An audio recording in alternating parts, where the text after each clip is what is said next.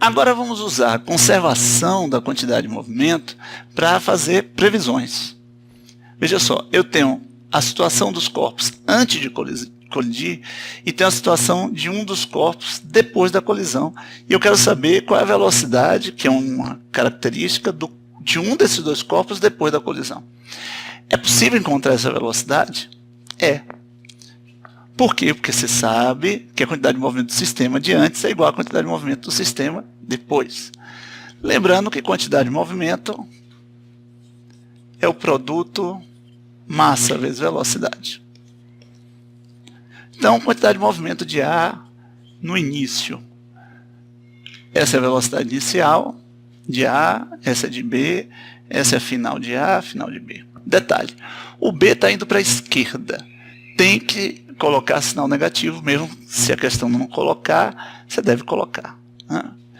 Ele vai neutralizar a parte da quantidade de movimento de A, que é grande, que vai vencer no final. Né? Por isso que os dois no final vão para a direita. Mas vamos lá. Quantidade de movimento de A, massa vezes velocidade, vai dar 80. Quantidade de movimento de B, massa vezes velocidade, tá vendo? Vai dar menos 9. Quantidade de movimento do sistema, 80 mais menos 9, dá 71 kg metro por segundo. Então, o sistema antes de colidir, antes dos dois corpos que compõem o sistema colidirem, tem uma quantidade de movimento de 71 kg metro por segundo. Vamos para o final. A quantidade de movimento final de A é igual a, os dois estão indo no mesmo sentido positivo, né? 8 vezes 4, 32 kg metro por segundo, mais 32. E a gente não sabe quanto é a quantidade de movimento de B. Só que a gente vai se prender agora na lei. Né? A quantidade de movimento do sistema no fim é igual à quantidade de movimento do sistema no início.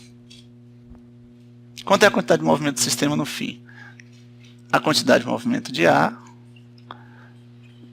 mais a quantidade de movimento de B. E isso tem que dar 71.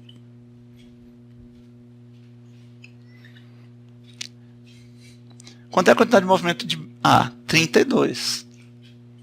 Pronto. Vamos achar a quantidade de movimento de B.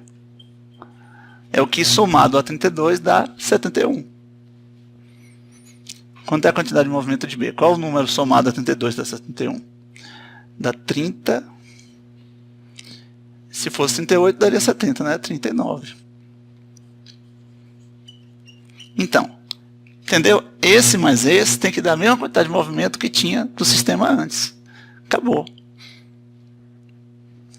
Agora, o que é que ele quer? Ele não quer a quantidade de movimento, poderia perguntar. Mas ele quer a velocidade. É possível achar a velocidade desse corpo que, tendo ele uma massa de 3, corresponde a ter uma quantidade de movimento de 39? Sim, é o número que multiplicado pela massa vai dar 39. Dá para fazer de cabeça. 13, né? Mas vamos lá. Esse 39 vai ser a massa de B vezes velocidade de B. Vou fazer para cá. Ó. A massa de B é 3, a velocidade de B é o que você quer. Quanto é o V de B? 13.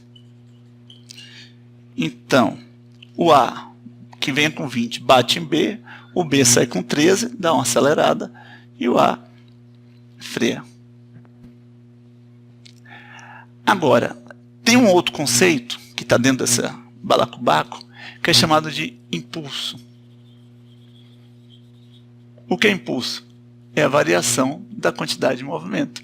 Então, quando a quantidade de movimento altera, a gente diz que ela recebeu um impulso. Então, o corpo A recebeu um impulso, o corpo B recebeu um impulso. Então, quanto foi o impulso do corpo A? O corpo A vinha com a quantidade de movimento de 80, passou para a quantidade de movimento de 32. Então, o impulso dele reduziu a quantidade de movimento. Né? Então, ele teve uma variação da quantidade de movimento negativa. De quanto? De 50, não, de 48 negativos. menos 48, ou seja, uma quantidade de movimento no sentido negativo ao que foi convencionado pela gente aqui, ó. Positivo para cá. Então vamos lá. Corpo A, vamos calcular o impulso do corpo A. O impulso de A é a variação da quantidade de movimento que o A sofre, que é a diferença entre a quantidade de movimento final pela quantidade de movimento inicial. Dá para fazer de cabeça, só ver o quanto muda, né? No caso aí, já falamos. Então aqui vai ser 32 menos 80. Então o impulso que o A sofreu mediante essa colisão foi menos 48 quilogramas metro por segundo. Então foi reduzido de 48. Agora, qual foi o impulso para o corpo B? Vamos lá. Impulso de B.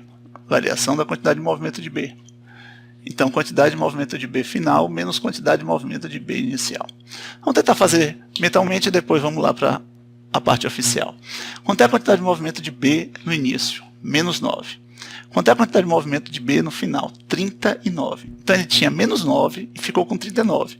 Então ele mudou, mas mudou positivamente. Ele ganhou uma quantidade grande, uma quantidade que neutralizou o 9 que ele tinha de quantidade de movimento e sobrou mais 39. Então ele recebeu quanto? 48 de quantidade de movimento. Então recebeu 48 de impulso. Então vamos lá. Então o impulso de B vai ser B final 39 menos o B inicial, que é menos 9. Então ele recebeu 48 kg metro por segundo. Ou de outra forma, a quantidade de movimento de B menos 9 recebendo adicionado 48 vai virar 39. Né? Menos 9 mais 48 dá 39. Agora, qual o grande final em relação ao impulso? Que o impulso que o A sofreu, o impulso que o B sofreu, veja, são exatamente opostos. Claro.